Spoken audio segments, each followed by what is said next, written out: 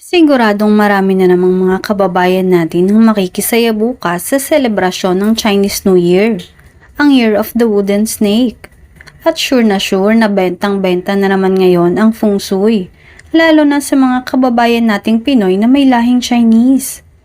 Sa mga hindi pa masyadong aware, basically, ang feng shui o wind water ay tungkol sa placement o paglulugar ng mga bagay para maging maayos ang daloy ng enerhiya sa isang lugar.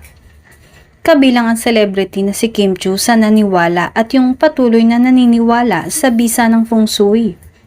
Bilang isang Filipino-Chinese, talagang fina-follow ni Kim ang mga kinagisnan nilang tradisyon tuwing Chinese New Year. Sa katunayan, taon-taon siyang kumukonsulta sa feng shui experts para malaman ang magiging takbo ng kanyang personal life and career sa bagong taon. Ilan sa mga ginagawa niyang preparation sa pagsapit ng Chinese New Year ay ang paglalagay ng prosperity basket sa bahay na sumisimbolo sa wealth and prosperity, partikular na ang patuloy na pagdaloy ng pera. Meron din si Kim na wishing papers at iba't ibang feng shui enhancers for luck.